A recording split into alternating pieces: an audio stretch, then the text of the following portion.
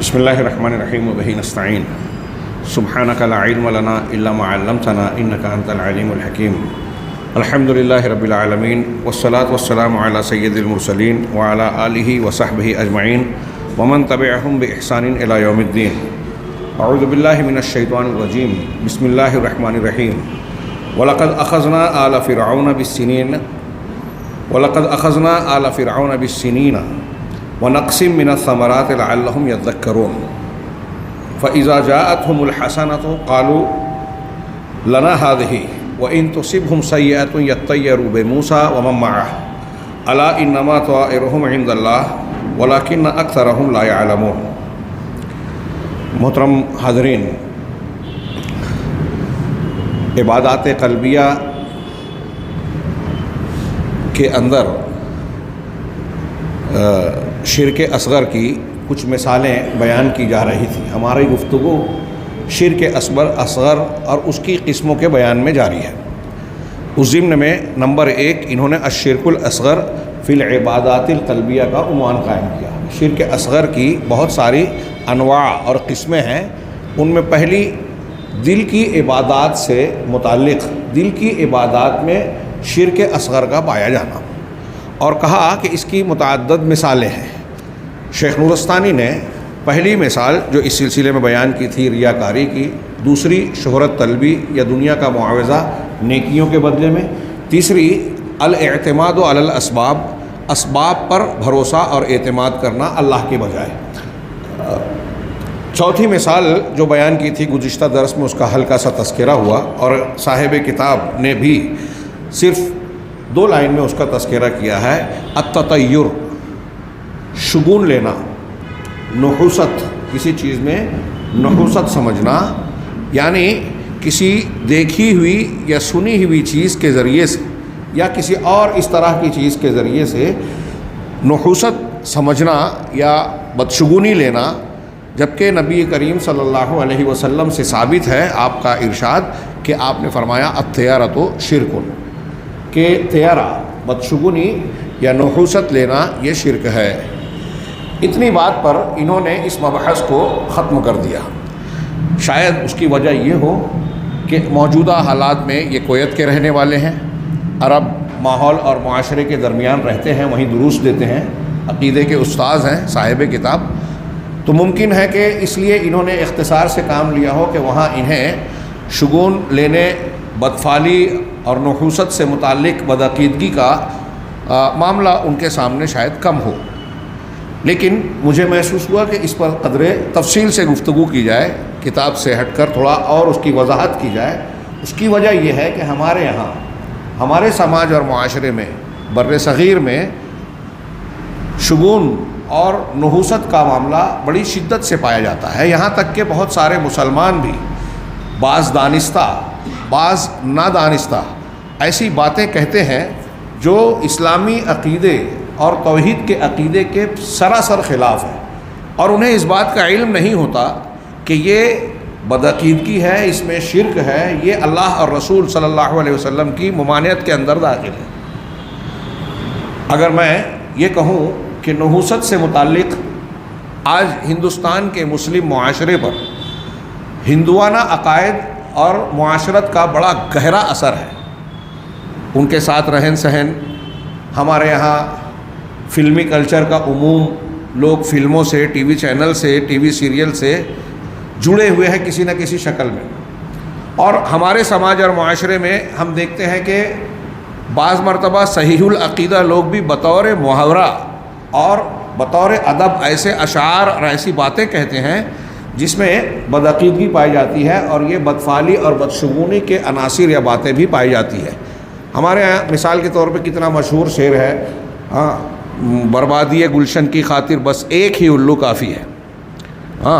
ہر شاخ پہ الو بیٹھا ہے، انجام گلستاں کیا ہوگا. یہاں ایک عقیدہ ہے کہ جس گھر پر الو بولتا ہے وہ گھر تباہی کا شکار ہو جاتا ہے، وہ بربادی کا پیام لاتا ہے. اور اس سلسلے میں بعض بدعقیدگیاں ہیں، اہل جاہلیت کی تھی، ہندوؤں کی ہیں، اور گویا اس شعر پہ کے کہنے والے بھی اس کی تائید کر رہے ہیں کہ الو اگر آپ کے گھر پر بول دیا یا جہاں جس چمن میں درخت پر الو بیٹھ کر بولے گا وہ تباہی کا شکار ہو جائے گا۔ تو ایک الو کی وجہ سے پورا چمن اور گلستان برباد ہو جاتا ہے۔ یہاں تو ہر چمن ہر شاخ پر الو، اگرچہ وہ کوئی کہے طویل کرے کہ یہ بطور محاورہ ہے، لیکن محاورے اور مثل اور مثال کے طور پر بھی ایسی چیز بیان کرنا جو بدعقیدگی پر مشتمل ہو، یہ عقیدہ اسلامی عقیدہ اس کی اجازت نہیں دیتا۔ چنانچہ آئیے میں تھوڑی سی تفصیل کے لیے مجھے بہتر معلوم ہوا کہ فتح المجید جو کتاب التوحید شیخ محمد بن عبد الوہاب رحمہ اللہ، امام مجدد محمد بن عبد الوہاب کی معرکۃ الآراء کتاب، جس نے لاکھوں لوگوں کے عقائد کی اصلاح کی ذریعہ بنایا اللہ نے، کتاب التوحید، اس کی شرح فتح المجید سامنے ہے۔ اس میں سے کچھ باتیں، پوری نہیں، کچھ ضروری باتیں میں اس درس میں پیش کرنے کی کوشش کرنا چاہتا ہوں۔ انہوں نے باب ما جاء فی التطیر، تطیر کے باب میں جو آیا ہے اس کا بیان۔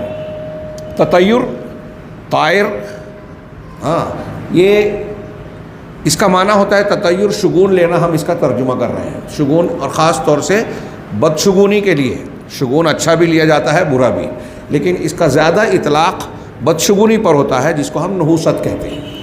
یہ طائر سے بنا ہے، اس لیے طائر کا لفظ کہہ رہا ہوں کہ عربی میں تو اس کا استعمال ہے ہی، اردو میں بھی، اردو شعرا بھی اس کا اے طائر لاہوتی، اس رزق سے موت اچھی، علامہ اقبال کے شعر میں ہے۔ اڑتی سی ایک خبر ہے زبانی، طیور کی، غالب کا شعر میں ہے، تو طیور طائر کی جمع ہے۔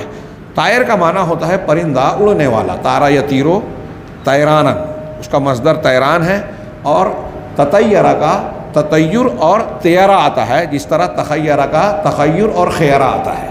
عربی زبان میں خیرہ اور طیرہ یہ دو ہی لفظ ہیں جو اس وزن پر اس میں مصدر استعمال ہوتے ہیں، جیسا کہ بعض محققین کا کہنا ہے۔ اس کا معنی ہوتا ہے اڑنا، پرندہ، طائر کا معنی پرندہ، اسی سے ہم ہوائی جہاز کو طیارہ کہتے ہیں، اسی سے بنا ہے، اور ہوائی اڈے کو طیران گاہ کہا جاتا ہے اردو زبان میں۔ بہرحال یہ تطیر کا ایک معنی یہ ہوتا ہے قسمت، نحوست۔ چونکہ اس پر اطلاق کیوں ہوا؟ عرب جاہلیت، بلکہ قرآن کے بیان سے پتہ چلتا ہے کہ آل فرعون کے یہاں بھی شاید کسی بھی ان کی زبان میں یہ اصطلاح رہی ہو۔ ان کا یہ مزاج تھا کہ عربوں کے یہاں کہ اگر کوئی کام کرنا چاہتے، ارادہ کرتے، تو پرندے کو یا کچھ جانوروں کو اڑا کر شگون لیتے کہ اگر ہم اس پرندے کو ہوا میں پھینکتے ہیں، چھوڑتے ہیں، یہ داہنی جانب چلا گیا، تو اس کا مطلب یہ کہ ہم جو کام کرنے جا رہے ہیں وہ کام اچھا ہوگا، ہمارے لیے میمون اور برکت اور میمنت کا باعث ہوگا، اس میں فائدہ ہوگا۔ اور اگر یہ بائیں جانب الٹی ہم تو اڑ کر چلا گیا، تو اس کا مطلب یہ کہ کام نتیجہ ہمارے لیے ٹھیک نہیں ہوگا، برا ہوگا، اس سے بدشگونی لیتے۔ اور اگر برا کام ہوتا، الٹی جانب اڑ کر پرندہ چلا گیا، تو اس کی وجہ سے اپنے آپ کو روک لیتے کہ نہیں، ہمارے لیے نقصان کا سگنل ہے، علامت ہے۔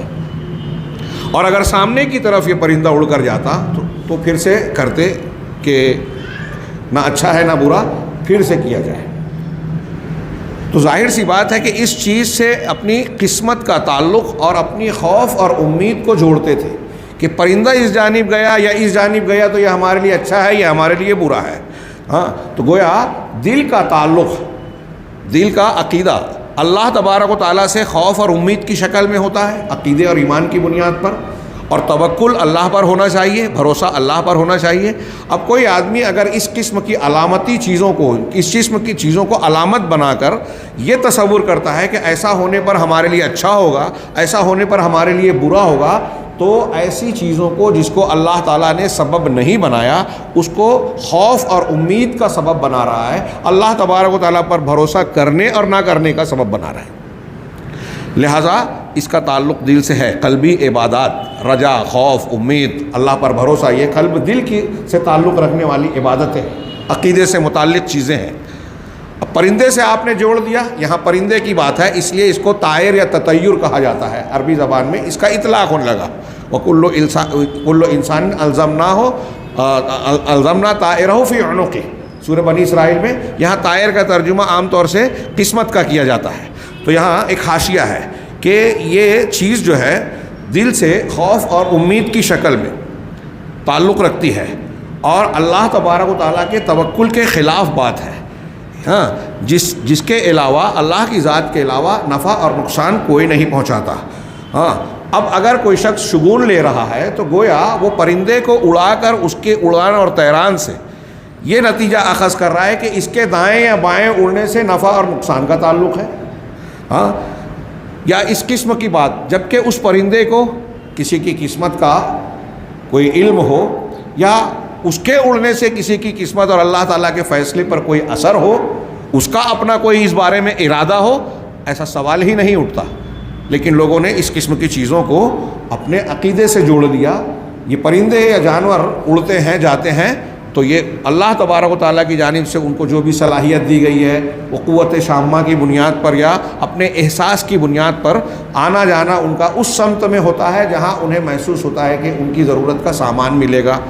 ایک پرندہ اپنے دانوں کو چگنے کے لیے غذا کی تلاش میں نکلتا ہے تو اسے اپنے طور سے اللہ کی جانب سے جو احساس حاصل ہوتا ہے وہ اپنے فائدے کے علاقے میں جاتا ہے اور پھر اپنی ضرورت پوری کرنے کے بعد اپنے مقام کی طرف لوٹتا ہے. تو اس کا آنا جانا کسی کی قسمت سے یا کوئی ایسے خاص ارادے سے کہ میں ایسا کروں گا تو فلاں کی قسمت اور نفع اور نقصان پر کوئی فرق پڑے گا، ایسا سوال ہی نہیں اٹھتا. یہ ایسے ہی ہے جیسے کچھ لوگوں نے نجومیوں اور ستاروں سے متعلق کچھ چیزوں کو گڑھ لیا کہ ان کے اثرات دنیا کے معاملات پر پڑتے ہیں، کچھ لوگوں کی قسمت پر پڑتے ہیں. ایک آدمی اس دن میں پیدا ہوا، اس ستارے کی چال یا اس کا مقام ایسا تھا، فلاں برج میں فلاں ستارہ تھا تو اب اس کی قسمت ایسی ہوگی، وہ نحوست والا ہوگا، وہ سعادت والا ہوگا، وہ اچھا ہوگا، وہ برا ہوگا. ظاہر سی بات ہے کہ اس کا تعلق انسان کی قسمت سے، کائنات کے حوادث سے بالکل نہیں ہے، نہ پرندے کے اڑنے سے نہ ستاروں کے معاملات سے. یہ عقل میں بھی فساد کی کا باعث ہے، بدعقیدگی ہے، خرافات سے تعلق رکھنے والی چیز ہے. حقیقت میں ان کا عقیدے میں داخل کرنا اللہ تبارک و تعالیٰ کے تعلق سے بدعقیدگی ہے، اللہ پر بھروسہ نہ کرنا ہے، شرک ہے. اگر کوئی شخص یہ عقیدہ رکھتا ہے کہ ان ستاروں کی تاثیر ہے، ان پرندوں کے اڑنے یا نہ اڑنے سے، دائیں بائیں جانے سے ہماری قسمت اور خیر شر پر اثر پڑ رہا ہے، تو وہ شرک کر رہا ہے. ایسا عقیدہ اختیار کرنا اور پھر اس کی بنیاد پر کام کے کرنے یا نہ کرنے کا فیصلہ کرنا اچھی طرح دماغ میں رہے، یہ شرک ہے. اللہ تبارک و تعالیٰ نے، میں نے قرآن کی آیت پڑھی، وَلَقَدْ أَخَذْنَا آلَ فِرْعَوْنَ بِالسِّنِينَ، سورہ اعراف میں اللہ تعالیٰ نے فرعون اور اس کی قوم کا ایک وطیرہ، ایک شیوا نقل کیا کہ ہم نے آل فرعون کو قحط سالیوں میں مبتلا کیا. کیوں کیا؟ لعلہم یذکرون. کیا ہے؟ وَلَقَدْ أَخَذْنَا آلَ فِرْعَوْنَ بِالسِّنِينَ وَنَقْصٍ مِّنَ الثَّمَرَاتِ، اور پھلوں میں کمی کی، ان کی فصلوں اور پھلوں میں کمی کی، فصل کم آئی. کیوں کیا؟ لعلہم یذکرون، تاکہ وہ نصیحت حاصل کرے کہ یہ اللہ کی قدرت سے ہو رہا ہے. آج اگر اس نے پھلوں میں کمی کی، قحط سالی میں مبتلا کیا ہے، تو ساری نعمتوں کو چھیننے پر طاقت رکھتا ہے. وہ اللہ کی طرف پلٹیں، اپنی بے حیثیتی اور بے طاقتی کو سمجھیں. لیکن ان کا رویہ کیا ہے؟ اللہ تعالیٰ نے آگے فرمایا فَإِذَا جَاءَتْهُمُ الْحَسَنَةُ قَالُوا لَنَا هَٰذِهِ، جب ان کے پاس کوئی بھلائی آتی ہے، سرسبزی، شادابی، نعمت کی فراوانی، دولت، نعمت ملتی ہے، تو کہتے ہیں لنا ہادہی، ہم کو یہ ہمارے لیے ہے. کیا مطلب ہے اس کا؟ 2-3 معنی علماء نے بیان کیا. یعنی ہاں یہ ہمارا حق ہے، ہمارے اندر اس کی صلاحیت ہے. جیسے آج کوئی آدمی کما کے یہ بولتا ہے نا کہ میرے اندر گٹس ہے اس لیے میں نے کمایا، وہی اسباب پر اعتماد. میں اس کا حقدار تھا، میری صلاحیت ہے، میری قسمت ہے، یعنی میں ایسا ہوں کہ مجھے یہ ملے. تو جب کوئی اچھی چیز ملتی ہے، نعمت ملتی ہے، تو کہتے ہیں کہ یہ تو ہمارے لیے ہے، ہم اس کے حقدار ہیں. وَإِن تُصِبْهُمْ سَيِّئَةٌ، اور اگر انہیں کوئی برائی، تکلیف، مصیبت، خرابی، جو بھی ترجمہ کیجیے سیئہ کا، کوئی برائی لاحق ہوتی، یعنی قحط سالی ہے، پریشانی ہے، مصیبت ہے، صدمہ ہے، تو کہتے ہیں یطیروا بموسیٰ ومن معہ، تو موسیٰ اور ان کے ساتھیوں سے بدشگونی لیتے، نحوست حاصل کرتے. یہ عقیدہ رکھتے کہ ہم کو یہ جو تکلیف پہنچ رہی ہے موسیٰ علیہ السلام اور ان کے ساتھیوں کی وجہ سے، جبکہ موسیٰ علیہ السلام اللہ کے پیغمبر ہیں، دعوت حق دے رہے ہیں، توحید کی طرف بلا رہے ہیں، شرک سے روک رہے ہیں. ان کے اس عمل کو وہ نحوست کا باعث قرار دے رہے ہیں، اچھائی کو برائی کی وجہ بیان کر رہے ہیں۔ تو موسیٰ اور ان کے ساتھیوں سے نحوست لیتے، بدشگونی کرتے۔ الا انما طائرهم عند اللہ، تو اللہ نے فرمایا کہ یاد رکھو ان کا طائر یعنی ان کی نحوست اللہ کے پاس ہے، ان کی نحوست اللہ کے پاس ہے۔ اس کا 3-4 معنی اہل علم نے بیان کیا۔ ایک تو یہ کہ وہ جو یہ بدشگونی لے رہے ہیں اس کا عذاب آخرت میں انہیں ملے گا۔ دوسرا یہ کہ ان کی بدشگونی کی وجہ موسیٰ علیہ السلام ان کے ساتھی نہیں ہیں، بلکہ ان کے اپنے عمل ہیں جو اللہ کے علم میں ہے، یعنی ان کا کفر کرنا، انکار کرنا، اللہ اور رسول کی معاندت، دشمنی، یہ ان کے نحوست اور ان کے برے انجام کی وجہ ہے۔ ایک معنی یہ ہے اسی کو سیدھا کہ اس کا علم اللہ کے پاس ہے، اور دوسرا معنی اہل علم نے کیا کہ جو کچھ وہ نحوست یا برائی پا رہے ہیں دراصل اپنے اعمال اور کارستانیوں کے نتیجے میں پا رہے ہیں۔ اللہ کے پاس ان کی برائیاں ہیں اور اس برائی کے نتیجے میں اللہ تبارک و تعالیٰ ان کو برے نتیجوں سے دوچار کر رہا ہے۔ تو ان کی قسمت اللہ کے پاس ہے، مطلب ان کے اپنے اعمال کی بنیاد پر، یعنی یہ 2-3 تفسیروں میں سے ایک تفسیر کے مطابق ان کے اپنے عمل اور کارستانیوں کی بنیاد پر ان کو اللہ تعالیٰ ان تکالیف میں مبتلا کرتا ہے۔ وَلَٰكِنَّ أَكْثَرَهُمْ لَا يَعْلَمُونَ، لیکن اکثر لوگ علم نہیں رکھتے، جانتے نہیں۔ شیخ محمد بن عبد الوہاب نے قرآن کی ان 2 آیتوں کو اور آگے ایک آیت قالوا طائرکم معکم ان ذکرتم بل انتم قوم مسرفون، یہ سورہ یاسین کی غالباً آیت ہے کہ تمہارا نحوست یا شگون لینا تمہارے پاس ہے، تمہارے ساتھ ہے۔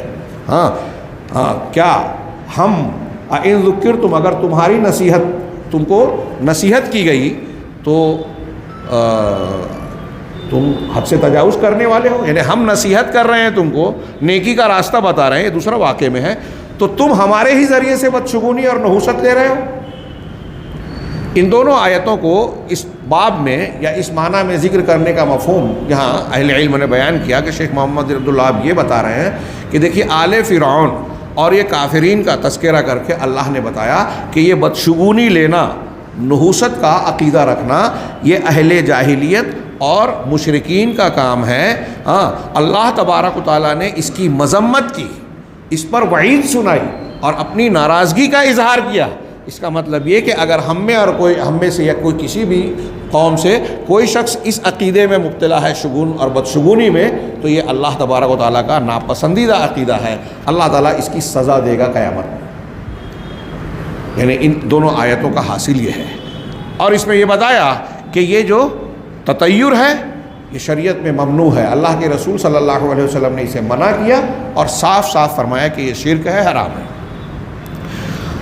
اس معنی کی اور بھی کئی حدیثیں، قرآن کی یہ آیتیں تھیں، کئی حدیثیں آئی ہیں۔ بخاری مسلم کی ایک مشہور حدیث ہے جس میں نحوست کے ساتھ ساتھ 2-3 اور باتوں کا تذکرہ ہے، اور میں نے مناسب سمجھا کہ ان کا بھی تذکرہ کر دیا جائے، وہ ساری چیزیں آ جائیں۔ یہاں ہماری کتاب میں جو درس جاری ہے اس میں ان چیزوں کا تفصیلی ذکر نہیں ہے۔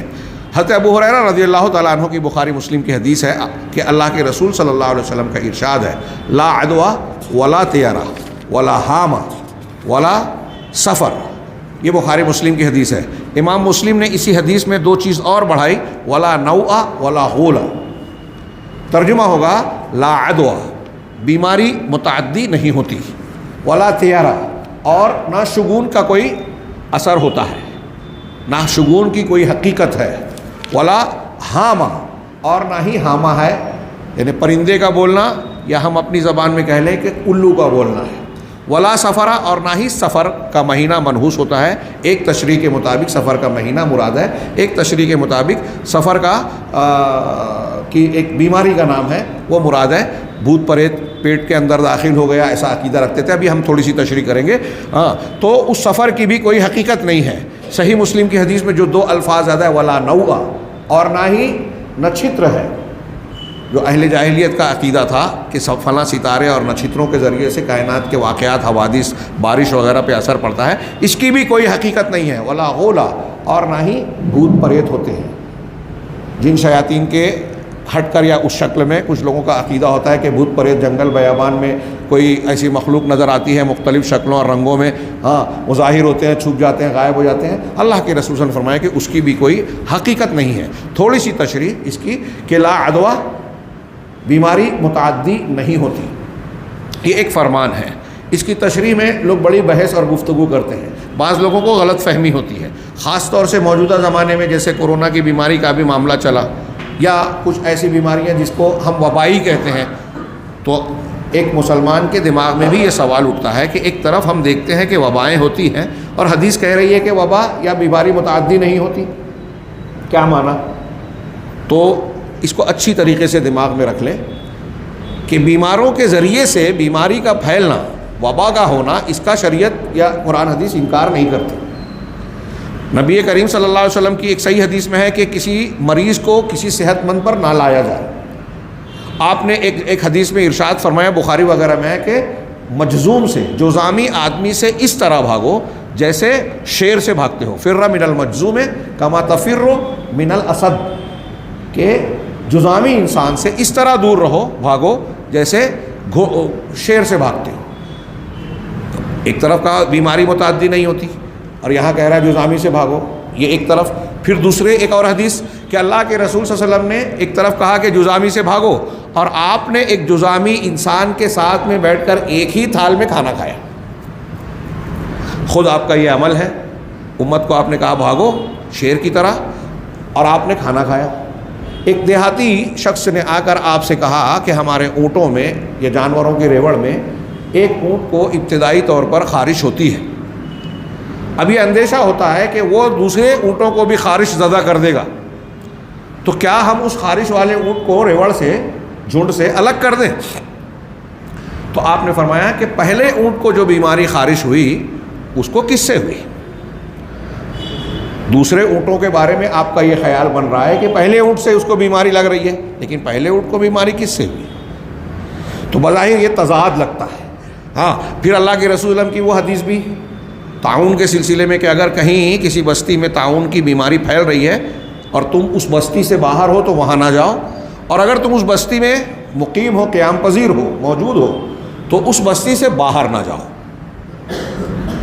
یہ ہمارے ہاں جو لاک ڈاؤن اور اس قسم کی تدابیر کو اختیار کیا گیا، اس سے بہت اعلیٰ پیمانے پر 1400 سال پہلے جناب محمد رسول اللہ صلی اللہ علیہ وسلم نے یہ بہترین شکل پیش کی، جو ہم اس کو لاک ڈاؤن کا نام دے، کوئی اور نام دے، بیماری کو اپنے پھیلنے سے روکنے کی ایک تدبیر۔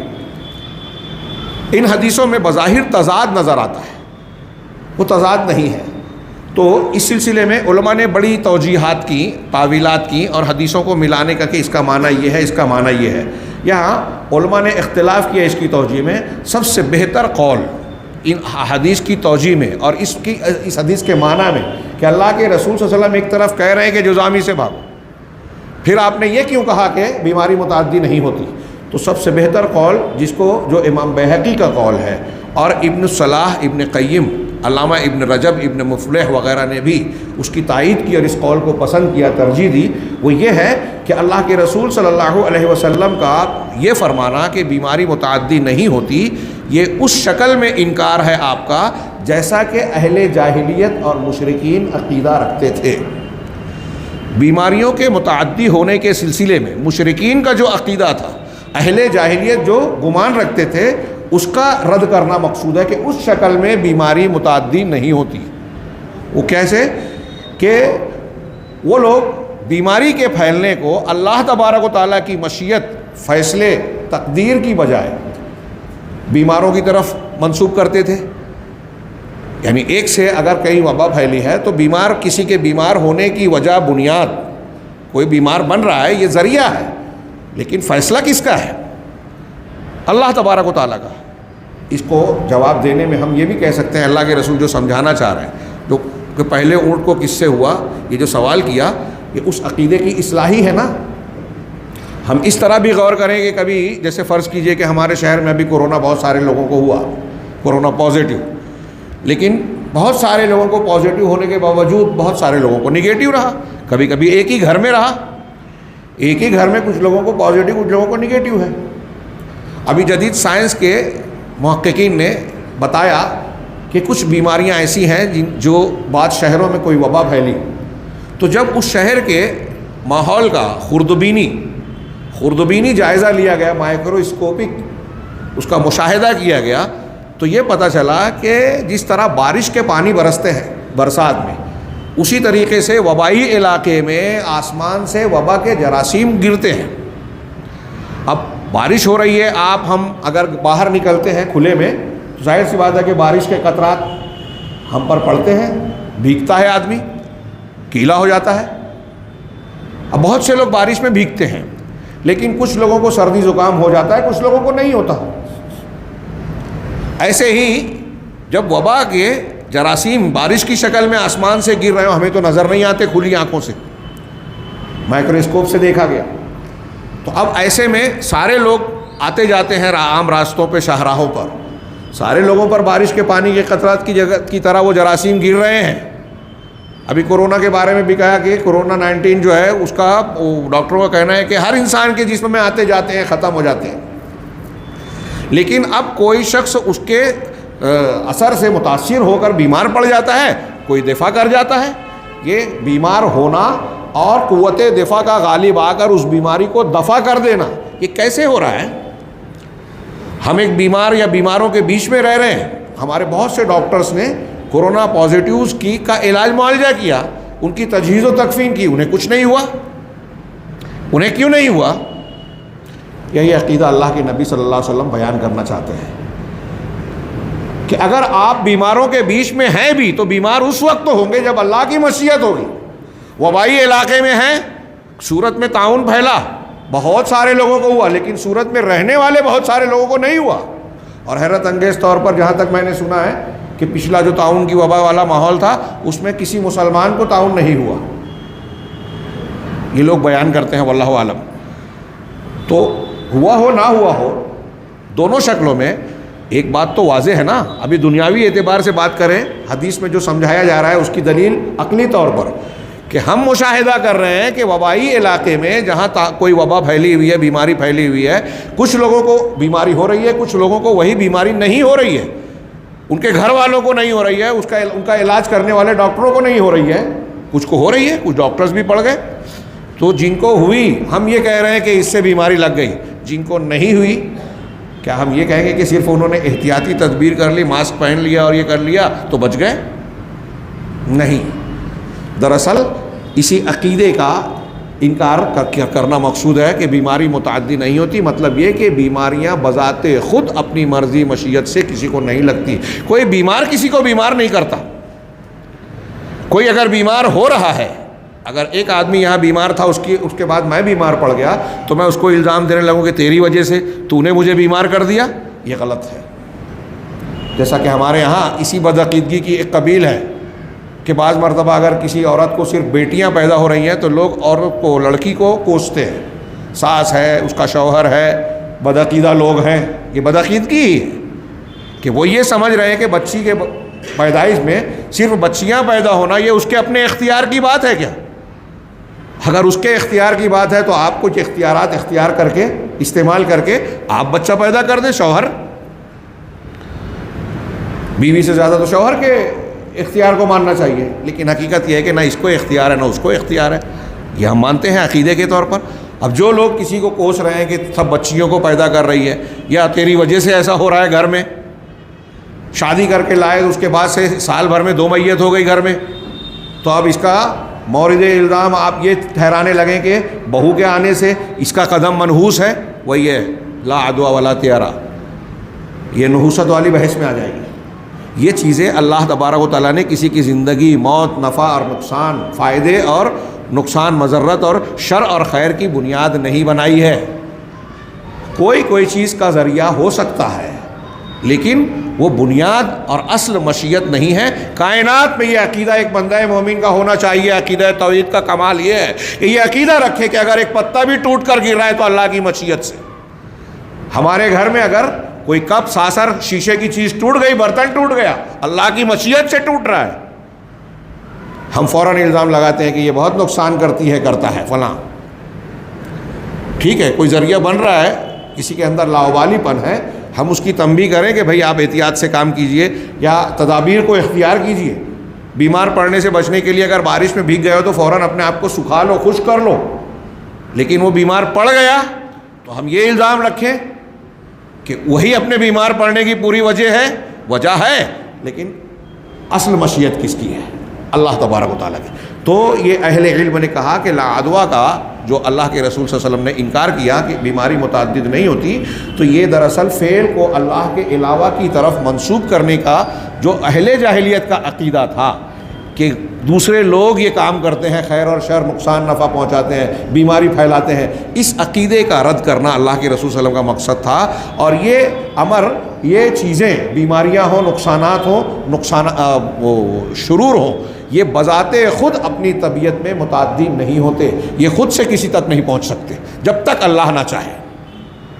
جو عقیدہ ہم پڑھتے ہیں کہ اگر پوری کائنات مل کر تم کو نقصان پہنچانا چاہے تو نقصان نہیں پہنچا سکتی الا یہ کہ اللہ چاہے، پوری کائنات مل کر تم کو فائدہ پہنچانی چاہے تو نہیں پہنچا سکتی، اسی وقت پہنچا سکتی ہے جب اللہ چاہے اور جتنا اللہ چاہے۔ وہی بات یہاں کہی جا رہی ہے کہ پوری کائنات بیمار پڑ جائے، تم بیمار نہیں ہوگے اگر اللہ نے نہ چاہا۔ پوری کائنات اگر صحت مند ہے، تم بیماری سے بچ نہیں جاؤ گے اگر اللہ تعالیٰ تم کو بیمار کرنا چاہے، بس اسی کو بدل لیجئے۔ تو صحیح عقیدہ یہ ہے، توحید یہ ہے۔ اس کو درست کرنے کے لیے اللہ کے رسول نے فرمایا کہ لا عدویٰ بیماری متعدد، ہاں اسباب ہوتے ہیں اور اسباب بہت سارے ہوتے ہیں، جیسے کہ میں نے کہا کہ وبائی علاقے میں جراثیم گر رہے ہیں، سب پر پڑ رہے ہیں۔ اب جس کی قوت دفاع اللہ کی مشیت سے کمزور پڑ گئی وہ بیمار ہو گیا، جس کو اللہ تعالیٰ نے نہیں چاہا کہ یہ بیمار پڑے اس کی قوت دفاع مضبوط کر دی، وہ محفوظ رہا۔ چنانچہ حقیقت کیا ہے، وَإِلَّا فَقَدْ يَجْعَلُ اللَّهُ بِمَشِيَتِهِ، ورنہ ایسا ہوتا ہے کہ اس شکل میں اس عقیدے کے ساتھ بیماریوں کے متعدی ہونے کی نبی کریم صلی اللہ علیہ وسلم نے نفی کی ہے۔ ورنہ ایسا ہوتا ہے کہ کبھی کبھی کسی صحت مند آدمی کا بیماروں کے ذریعے درمیان رہنے سے ان کو کچھ اثرات ہوتے ہیں، لیکن کیسے؟ اللہ کی مشیت سے۔ اللہ کی مشیت ہوتی ہے تو اللہ تعالیٰ اس کو سبب بنا دیتا ہے، کبھی بغیر سبب کے جو ہمارے سامنے نہیں ہوتا ان کو بیماری میں ڈال دیتا ہے۔ پھر آگے انہوں نے اور بھی یہ حدیثیں نقل کی ہیں جو میں نے کچھ حدیثوں کا ذکر کیا ہے۔ دوسری بات جو اللہ کے نبی صلی اللہ علیہ وسلم نے ارشاد فرمائی، یہاں آگے انہوں نے اس کی حکمت مصلحتیں بتائی کہ اس قسم کا عقیدہ انسان کے عقیدے، توکل، اللہ پر بھروسے اور اعتماد کے خلاف ہے۔ ہاں، دوسری بات جو فرمائی اس حدیث میں، ولا طیارہ، کہ شگون نہیں ہوتا، نحوست نہیں ہوتی۔ اصل مقصود یہی ہے، اس لیے میں نے اس کو بعض پہلوؤں کو چھوڑ دیا، متعدی والی بحث کو۔ علامہ ابن قیم رحمہ اللہ نے یہاں یہ بحث کیا کہ ولا طیارہ جو اللہ کے رسول نے فرمایا، اس کا مطلب کیا ہے؟ منع کرنا ہے کہ بدشگونی، نحوست مت لو، یا یہ مطلب ہے کہ بدشگونی ہوتی ہی نہیں؟ دونوں معنی ہو سکتا ہے، لیکن نفی نہیں سے زیادہ بلیغ ہے۔ میں کسی کام کے بارے میں کہوں کہ ایسا مت کرو، ایک جملہ یہ ہے، اور ایک کام کروں کہ ایسا کرنے سے کوئی فائدہ نہیں ہے، دونوں میں زیادہ معنی خیز کیا ہے؟ زیادہ معنی خیز یہ ہے کہ ایسا کرنے میں کوئی فائدہ نہیں ہے، یعنی یہ کہ جب اس میں کوئی فائدہ ہے ہی نہیں تو اس کو کرنے سے کیوں کیا جائے؟ اس میں خود بخود ممانعت بھی آ گئی، یہ زیادہ بلیغ ہے، یہ ممانعت پر دلالت کرتا ہے۔ ہاں، حضرت صحیح مسلم میں حضرت معاویہ بن حکم رضی اللہ تعالیٰ عنہ کی ایک روایت ہے، وہ کہتے ہیں کہ اللہ کے رسول صلی اللہ علیہ وسلم سے کسی نے کہا کہ وَمِنَّا أُنَاسٌ يَتَطَيَّرُونَ، ہم میں کچھ لوگ ایسے ہیں، ہاں، کہ کچھ لوگ ایسے ہیں جو شگون لیتے ہیں۔ قَالَ ذَلِكَ شَيْءٌ يَجِدُهُ أَحَدُكُمْ فِي نَفْسِهِ فَلَا يَسُدَّنَّكُمْ، تو انہوں نے جواب دیا کہ یہ ایسی چیز ہے جو تم میں سے کوئی شخص اپنے دل میں پاتا ہے، دل میں اس قسم کا خیال آتا ہے، لیکن ایسی چیز، ایسے خیالات تم کو کام سے روکنے نہیں چاہیے۔ اگر اس قسم کا خیال پیدا ہو تو تم کو اس خیال سے اپنے ارادے اور کام سے باز نہیں آنا۔ کیا مطلب؟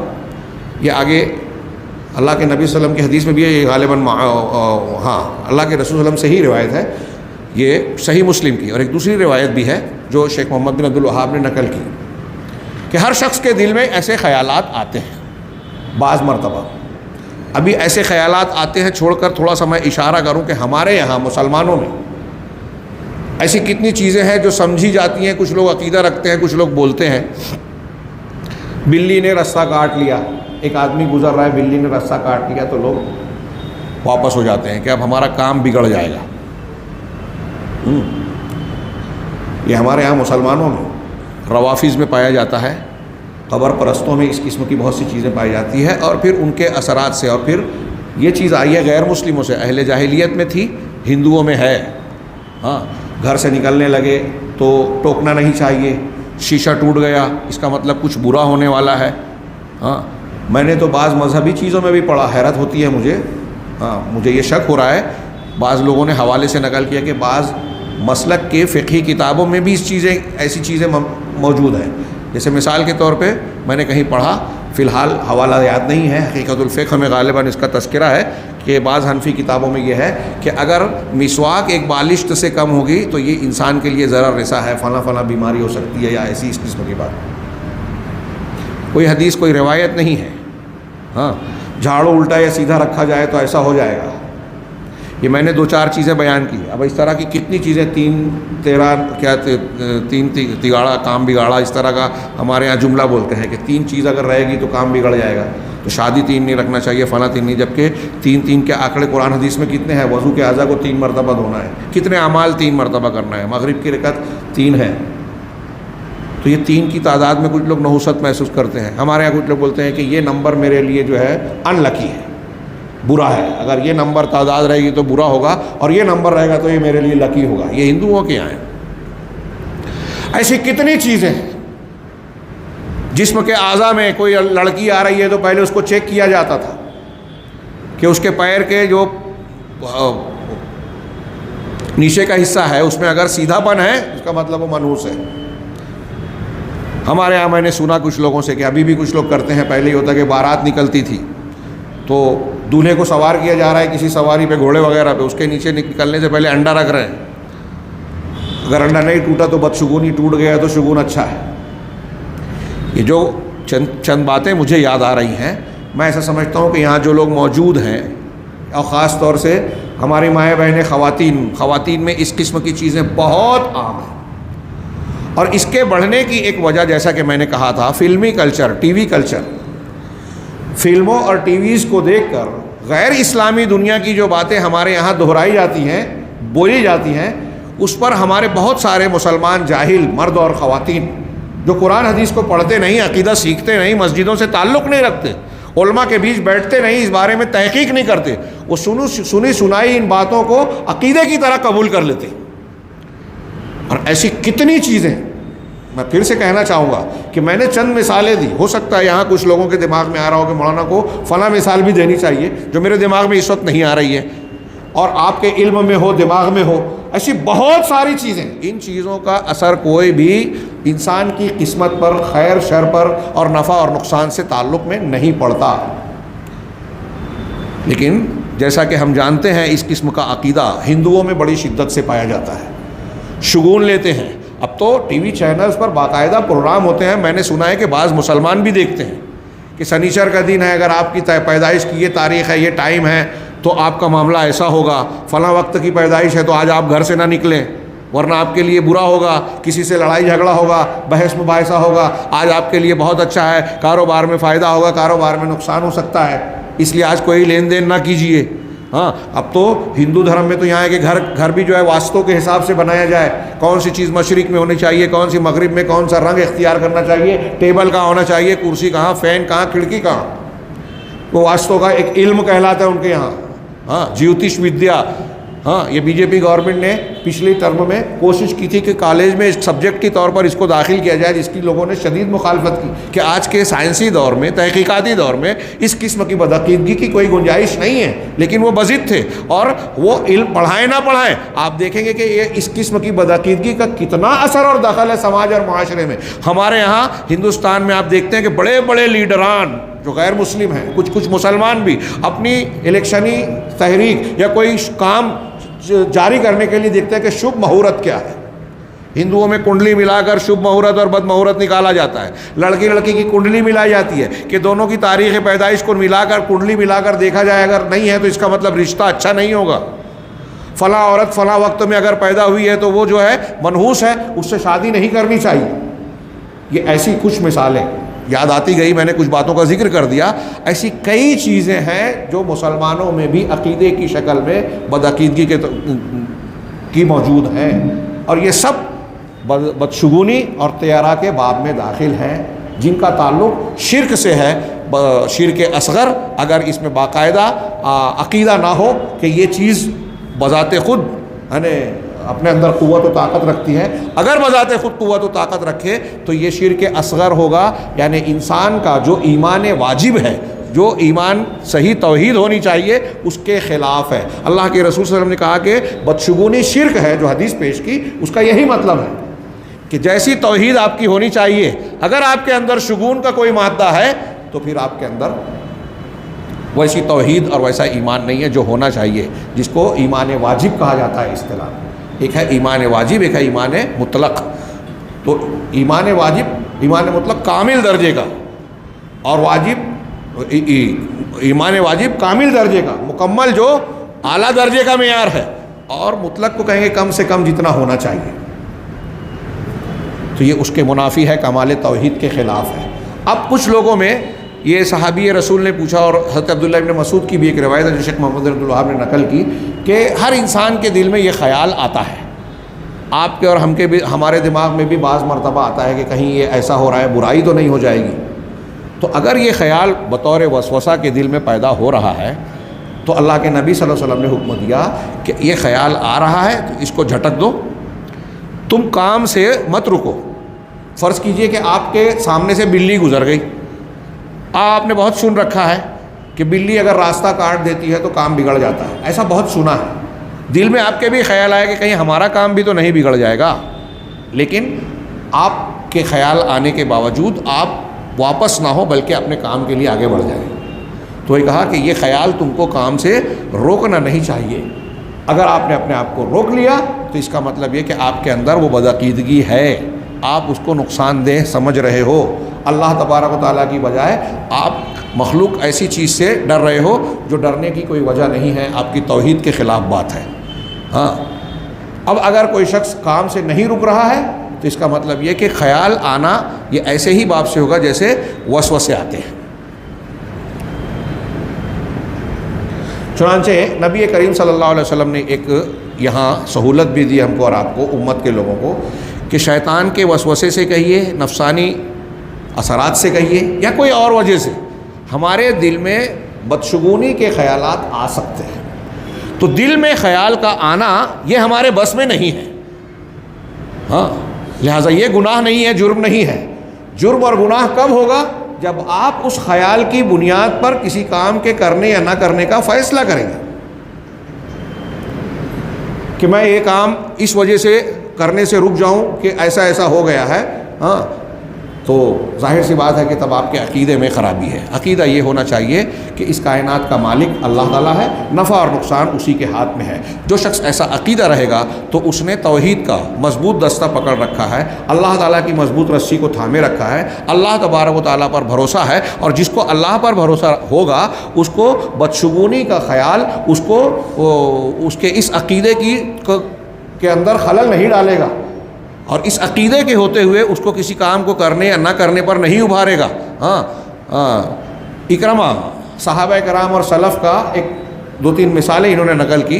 اکرمہ کہتے ہیں، حضرت اکرمہ، کہ ہم حضرت ابن عباس رضی اللہ تعالیٰ عنہ کے پاس بیٹھے ہوئے تھے، ان کے شاگرد ہیں حضرت اکرمہ رحمہ اللہ، تو کہتے ہیں ہم بیٹھے ہوئے تھے، فمر طائر یصیح، تو ایک پرندہ چیختا ہوا گزرا، فقال رجل من القوم خیر و خیر، تو قوم کے وہاں مجلس کے لوگوں نے کہا کہ یہ بھلے کی بھلائی ہے، تو حضرت ابن عباس نے اس سے کہا لا خیر ولا شر، نہ خیر ہے نہ شر ہے، یہ پرندہ اپنی ضرورت اپنے بنیاد پر اڑتا جا رہا ہے، چیختا جا رہا ہے، اس سے ہمارے لیے کیا خیر اور شر ہے، نہ اس میں بھلائی ہے نہ برائی ہے۔ تو آگے کہہ رہے ہیں اللہ، حضرت ابن عباس نے بہت جلدی کی، بہت تیزی سے اس کا انکار کیا تاکہ خیر اور شر کے سلسلے میں کوئی شخص جو ہے ایسی بدعقیدگی میں مبتلا نہ ہو۔ یہ انبیاء کرام اور ان کے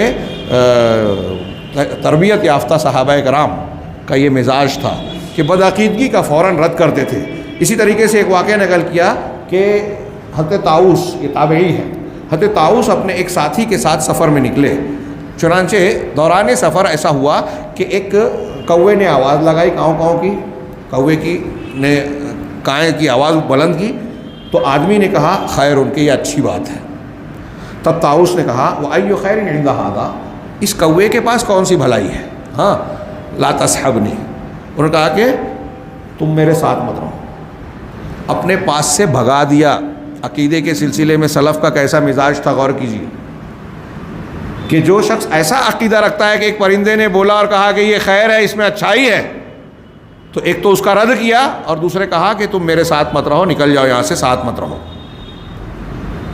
یعنی شگون اور بدشگونی نہیں ہوتی۔ یہاں کچھ لوگ ایک سوال اٹھاتے ہیں، ایک حدیث میں ہے اللہ کے رسول صلی اللہ علیہ وسلم نے فرمایا کہ شگون یا نحوست کسی چیز میں نہیں ہوتی، شوم نحوست کسی چیز میں نہیں ہوتی سوائے تین چیزوں کے: عورت، چوپایا یا بعض روایتوں میں گھوڑا ہے، یا پھر گھر ہے۔ ہاں، اس حدیث کا علماء نے کئی اعتبار سے جواب دیا۔ علامہ ابن قیم وغیرہ نے بڑی پیاری تشریح کی کہ جو حدیث میں کہا گیا کہ شگون کا کوئی اثر نہیں ہوتا، اور اس حدیث میں کہا گیا کہ تین چیزوں میں ہوتی ہے، یہ تین چیزوں میں جس شگون کا اس بات ہے وہ والا شگون نہیں ہے جس کی اللہ کے رسول صلی اللہ علیہ وسلم نے نفی کی، رد کیا، منع کیا، جس کو بدعقیدگی کہا جائے۔ بلکہ یہاں جو شوم یا نحوست کہا گیا ہے، یہ لفظی اعتبار سے کہا گیا، ان کے اپنے طاقتور یا اثر انداز ہونے کے اعتبار سے نہیں کہا گیا۔ یہ ایسے ہی ہے کہ اگر آپ کے لیے کوئی آدمی باعث برکت ثابت ہوتا ہے تو آپ کہتے ہیں کہ یہ شخص مبارک ہے، کہتے ہیں، والدین کہتے ہیں کہ ہمارا یہ بیٹا اللہ تبارک و تعالیٰ کی جانب سے برکت کا باعث ہے، بچہ مبارک ہے، برکت والا ہے، اور بچے کی وجہ سے یہ ایسا ہے شریر اور برا کہ اس کی وجہ سے ہم کو نقصانات ہوتے ہیں۔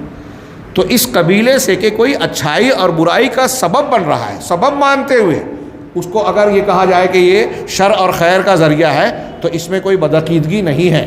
اب جیسے یہ جو عورت میں کہا گیا، کوئی عورت بد زبان ہے، نافرمان ہے شوہر کی، ہاں بہت سی برائیاں لا رہی ہے، جھگڑے پیدا کر رہی ہے، اسی طریقے سے کوئی گھر ہے، اس کے پڑوسی برے ہیں، اہل علم کی تشریحات نہیں ہے، تو گھر کی اچھائی یہ ہے کہ اس کے پڑوسی اچھے ہوں، ہاں، لیکن کوئی پڑوسی برا ہے، روز جھگڑا کرتا ہے، گندگی پھینکتا ہے، ہاں، جانور سے جو انسان کو خیر بھلائی ملنا چاہیے سواری کے لیے یا مختلف موقعوں پر ضرورت کے لیے، وہ جانور جو پال رکھا ہے وہ اس کے کام نہیں آ رہا ہے، تو یہ کہیں گے کہ یہ اس کا شر ہے، اس کی نحوست ہے۔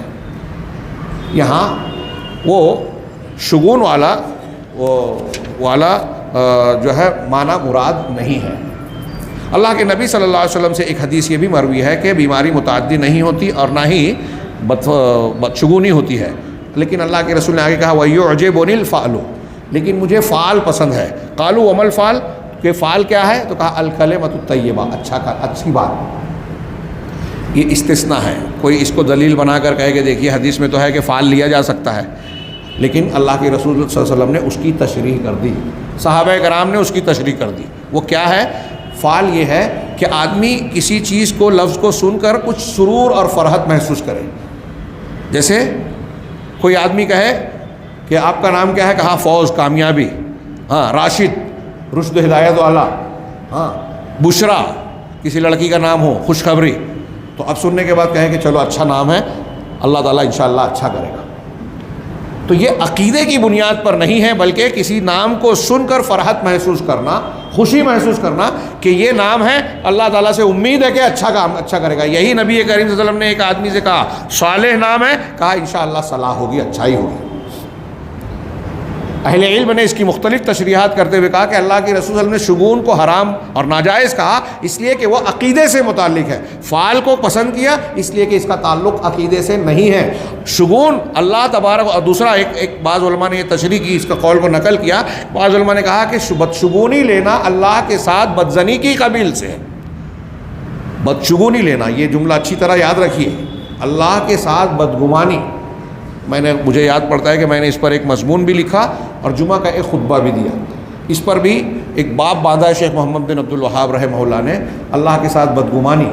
اور علامہ ابن قیم وغیرہ کی تشریح نقل کی ہے کہ بہت کم لوگ ہوں گے، بہت کم لوگوں میں جو اللہ کے ساتھ بدگمانی کے گناہ سے بچ پاتے ہیں۔ میں صرف ایک دو مثال دوں، جیسے مثال کے طور پہ کوئی آدمی اچھا کام کر رہا ہے، ایک آدمی اچھا کام کر رہا ہے، ایک آدمی برا کام کر رہا ہے، یا سمجھ لیجیے کہ دونوں میں دشمنی ہے۔ اب اچھائی کے کرنے والے کے ذہن میں یہ ہے کہ میں نیک ہوں، اچھا ہوں، پھر بھی اللہ میری مدد نہیں کر رہا ہے، یہ اللہ کے ساتھ بدگمانی ہوئی کہ آپ ایسا سمجھ رہے ہو کہ اللہ اچھوں کے ساتھ اچھا نہیں کرے گا، اللہ انصاف کرنے والا نہیں۔ برا آدمی برائی کر رہا ہے، سازش کر رہا ہے، اچھوں پر کو بدنام کرنے کی کوشش کر رہا ہے. آج ہمارے سماج میں دیکھ لیجیے دیندار طبقہ یہ کرتا ہے، اس کو بہت چالاکی، سیاست، دور اندیشی اور نہ جانے کیا کیا سمجھتا ہے. ایسے ہی لوگ، ایسے ہی بدماشی کرنے والے لوگ، نالائکی کرنے والے لوگ ہمارے سماج میں آج چالاک ہیں. نیک لوگ بھولے بھالے بیوقوف کہلاتے ہیں، جبکہ وہ سب سے زیادہ چالاک ہیں. تو اب جو برائی کر رہا ہے، شر پھیلا رہا ہے، کسی کے خلاف سازش کر رہا ہے ناجائز طریقے پہ، ظالمانہ طریقے پہ، شریعت کے اصولوں کی خلاف ورزی کر کے، وہ بھی اللہ کے ساتھ بدگمانی میں مبتلا ہے. وہ یہ سمجھ رہا ہے کہ میں یہ برائیاں کر رہا ہوں اور اللہ سے بچ جاؤں گا، میں کامیاب ہو جاؤں گا، میرا غلبہ رہے گا، میرا اقتدار رہے گا، جو جس کے خلاف میں سازش کر رہا ہوں اس کا نام و نشان میں مٹا دوں گا، اس کو میں بدنام کر دوں گا. یہ اللہ کے ساتھ بدگمانی ہے کہ وہ یہ سمجھ رہا ہے کہ کسی کو میں ذلیل کر دوں گا، جبکہ عزت ذلت دینے والا اللہ ہے. وہ یہ سمجھ رہا ہے کہ بات چالاکیاں، سازشیں، گناہ کا کام کر کے اللہ مجھے چھوڑ دے گا، میرا انجام اچھا ہوگا، میں لوگوں میں سفید کالر اور نیک سمجھا جاؤں گا. تھوڑی دیر کے لیے سوچئے کہ آج ہمارے سماج اور معاشرے میں ہم اور آپ، دوسروں کو چھوڑیے، اپنے اندر جھانکیے، کیا ہم آپ اس قسم کے خیالات میں مبتلا نہیں ہوتے؟ ایک آدمی نیک ہے، ہاں نیکی پر ہے، ہم بولتے ہیں کہ وہ حق پر ہے، ہم بولتے ہیں کہ وہ مظلوم ہے، لیکن کہتے ہیں کہ ارے کیا ضرورت تھی پنگا لینے کی حکومت کے خلاف، کیوں بیان دیا جس کی وجہ سے اس کے اوپر کیس ڈال دیا گیا. ہاں گورنمنٹ والے، سنگھ والے، فلاں اور فلاں جو ہے صحیح لوگوں پر جو ہے پنجہ گاڑتے ہیں، اور جو ان کا موافق ہے اس کو چھوڑ دیتے ہیں، کتنا بڑا بھی گناہ کرے، دھماکہ ہی کیوں نہ کیا ہو، معصوموں کا قتل کیوں نہ کیا ہو. ایسا کر کے وہ سمجھ رہے ہیں کہ ہم بہت چالاک ہیں. وہ اللہ سے بدگمانی کے شکار ہیں، وہ غیر مسلم ہیں، مسلمان ہیں. آپ بھی بدگمانی کے شکار ہیں کہ مسلمان ہونا جو ہے ہمارے لیے مصیبت ہے، ہم مسلمان ہیں اس لیے دکھ اٹھا رہے ہیں. نہیں، یا یہ منافقین اور کفار کا قول قرآن نے کہا. منافقین مسلمانوں سے کہتے تھے کہ اگر ہمارے پاس ہوتے تو جنگ احد میں شہید نہیں ہوتے، ہمارے معاملہ، ہمارے پاس کیا اختیار ہے. اللہ نے ان کا رد کیا، کہا پورا اختیار اللہ کے پاس ہے. اور تم کہتے ہو کہ اگر ہمارے پاس ہوتے تو موت نہیں آتی. اگر تم ایسا سمجھتے ہو تو اپنے آپ کو مضبوط قلعوں میں محفوظ کر لو، اپنے بستروں میں کہیں اڑا لو، تو کیا تم اپنے آپ کو موت سے بچا سکتے ہو؟ اللہ نے جو موت اور جو چیز لکھ رکھی ہے وہ ہو کر رہے گی.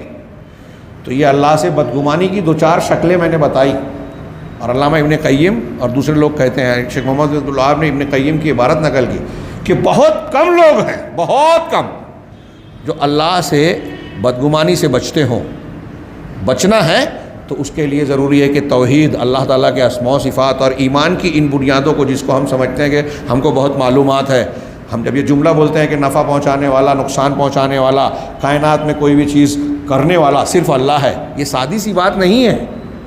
ہم اگر ہمارے دل و دماغ میں یہ بات رچی بسی ہوگی تو اللہ سے بدگمانی نہیں ہوگی. ہم کتنا بھی پریشان ہو جائیں، کوئی انسان کتنا بھی مظلوم ہو، انبیاء کرام علیہم الصلوۃ والسلام کو اس دنیا میں قتل کیا گیا، تو کیا ہم یہ کہیں کہ اللہ نے ان کی مدد نہیں کی؟ اللہ کی مشیت اور حکمت کے تحت جیسے مدد کرنی تھی اور جیسے مدد کرنی ہے آخرت میں، اللہ تعالیٰ ضرور کرے گا اور کرتا ہے. یہ اس کی حکمتیں ہیں کہ فرعونوں کو، ظالموں کو چھوٹ دیتا ہے، ڈھیل دیتا ہے. تو وہ سمجھتے ہیں کہ ہم گناہ کر کے بھی اتنے چالاک ہیں کہ ترقی کر رہے ہیں. یہ اللہ کی جانب سے استدراج ہے قرآن حدیث کی زبان میں، کہ ڈھیل دے کے پھر جب پکڑتا ہے تو پھر اسے موقع نہیں ملتا. لیکن استدراج کی بنیاد پر ہم یہ سمجھنے لگے کہ اللہ تعالیٰ تو غلط لوگوں کا ساتھ دے رہا ہے. جن لوگوں نے مسجد توڑ دی وہ حکومت پا گئے، جن لوگوں نے فساد کر کے ہزاروں مسلمانوں کو، بے گناہوں کو قتل کیا، معصوم بچوں کی تمیز نہیں کرتے، عورتوں بچوں میں فرق نہیں کرتے، جو دھماکہ کرتے ہیں اور پھر الزام بھی بے گناہوں پر ڈالتے ہیں، اللہ تعالیٰ ان کو پکڑ نہیں رہا ہے. تو ہم اللہ کی بدگمانی کے شکار ہو رہے ہیں اس قسم کا سوال کر کے. تو اہل علم نے کہا کہ یہ جو شگون لیتا ہے آدمی، یہ اللہ تعالیٰ سے بدگمانی کی قبیل سے ہی ہے، کہ وہ یہ سمجھ رہا ہے کہ فیصلہ کائنات کا نظام تو اللہ کے ہاتھ میں ہے، لیکن بلی کے راستہ کاٹنے سے، الو کے بولنے سے اور فلاں کی وجہ سے ایسا ہو رہا ہے. ہاں یہ رہ گئی وہ حدیث کا جملہ کہ میں آگے بڑھ گیا کہ وہ جو کہا ہے کہ ولا ہاما، دو جملے میں بات کر دوں، وقت زیادہ ہو گیا ہے، کہ اور نہ ہی ہاما ہے. تو کہا کہ کسی پرندے کے بولنے کے تعلق سے اہل جاہلیت یہ عقیدہ رکھتے تھے، اور شاعر نے کہا کہ گویا اس میں مراد الو کو لیا گیا ہے.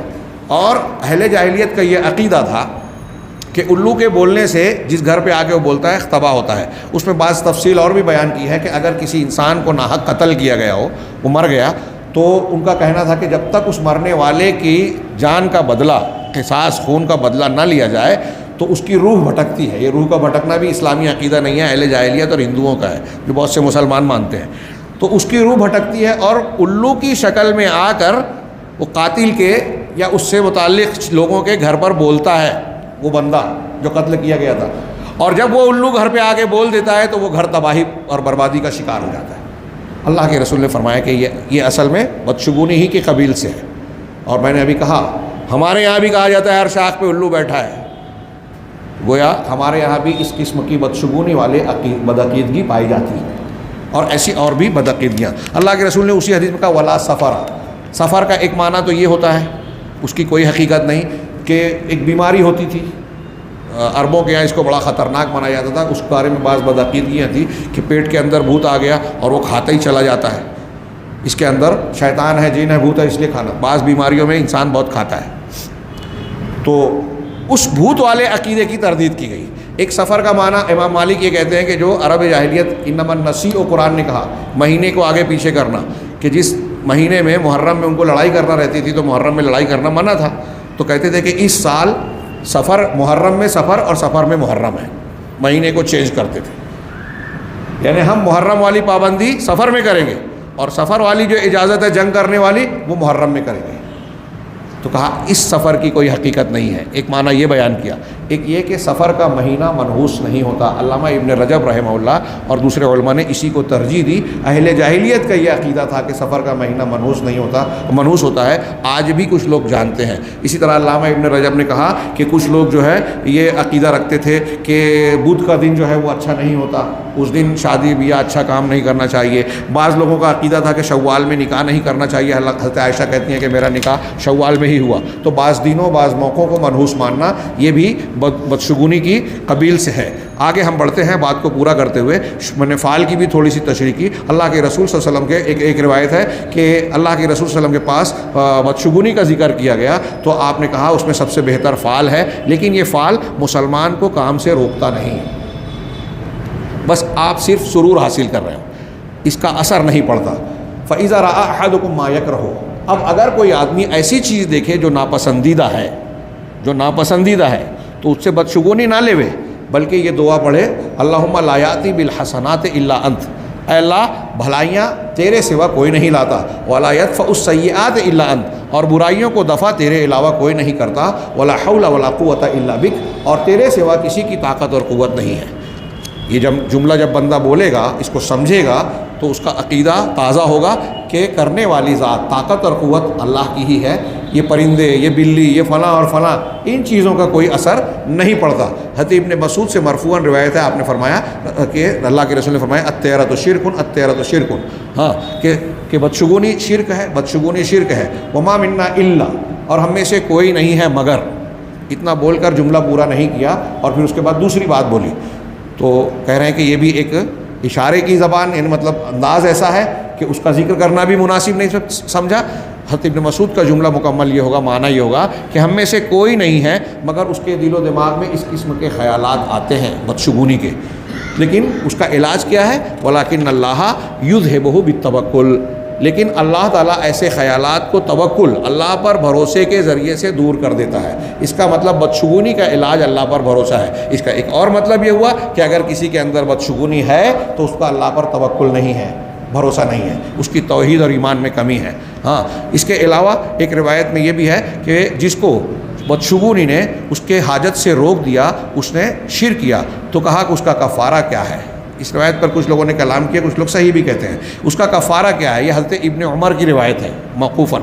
وہ کہتے ہیں کہ تم یہ کہو اللہم لا خیر الا خیرک, اے اللہ کوئی بھلائی نہیں ہے سوائے تیری بھلائی کے. ولا طیر الا طیرک, اور کوئی شگون نہیں ہے سوائے تیرے شگون کے, یعنی تیرے ہی اندر ساری طاقت ہے, کسی کے اندر کوئی طاقت نہیں ہے. ولا الہ غیرک, اور تیرے علاوہ کوئی عبادت کے لائق نہیں ہے. فضل ابن عباس سے ان کا ایک قول نقل کیا شیخ محمد بن عبدالوہاب نے, اگرچہ یہ ضعیف ہے لیکن اس کی تائید صحیح حدیثوں سے ہوتی ہے جو اللہ کے رسول سے مروی ہے کہ بدشگونی جو بری ہے وہ بدشگونی ہے جو تم کو کسی کام کے کرنے میں گزار دے یا روک دے. اگر دل میں صرف خیال آ رہا ہے اور آپ اسے جھٹک دے رہے ہیں، اس کا اثر آپ کے عمل پر، فیصلے پر نہیں ہو رہا ہے، تو اس سے کوئی نقصان نہیں ہے۔